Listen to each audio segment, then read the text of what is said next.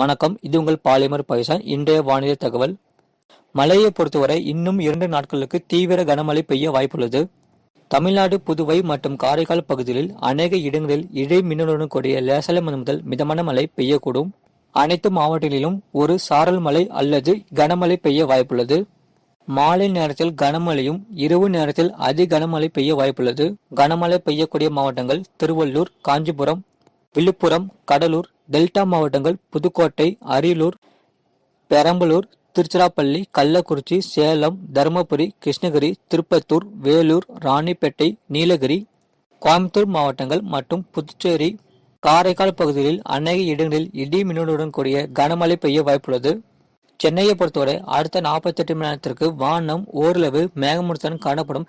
நகரின் ஒரு சில பகுதிகளில் இடி மின்னலுடன் கூடிய லேசான முதல் மிதமான மழை பெய்யக்கூடும். கடந்த 2 பதிவான மழையளவு மதுரை மாவட்டம் பெரையூர் தலா 17 சென்டிமீட்டர் பதிவிற்கு, ராணிப்பேட்டை மாவட்டம் சோளிங்கர் தலா 14 சென்டிமீட்டர் பதிவிற்கு, புதுக்கோட்டை மாவட்டம் பெருங்கலூர், ஈரோடு மாவட்டம் தலா 10 சென்டிமீட்டர் பதிவிற்கு, திருப்பூர் மாவட்டம் காங்கேயம், திண்டுக்கல் மாவட்டம் வேடசந்தூர், மதுரை மாவட்டம் சோழவந்தான், சிவகங்கை மாவட்டம் திருப்பத்தூர் தலா 9 சென்டிமீட்டர் பதிவிற்கு, கிருஷ்ணகிரி மாவட்டம் ஓசூர், ராணிப்பேட்டை மாவட்டம் காவேரிப்பாக்கம் தலா 8 சென்டிமீட்டர் பதிவிற்கு, ராணிப்பேட்டை மாவட்டம் ஆற்காடு, கோயம்புத்தூர் மாவட்டம் வால்பாறை வட்டாட்சியர் அலுவலகம், நாமக்கல் மாவட்டம் மங்களாபுரம், தருமபுரி மாவட்டம் பாப்பிரெட்டிப்பட்டி, சிவகங்கை மாவட்டம் தலா 7 சென்டிமீட்டர் பதிவிற்கு, சேலம் மாவட்டம் ஏற்காடு தலா 5 சென்டிமீட்டர் பதிவிற்கு மீனுக்கான எச்சரிக்கை.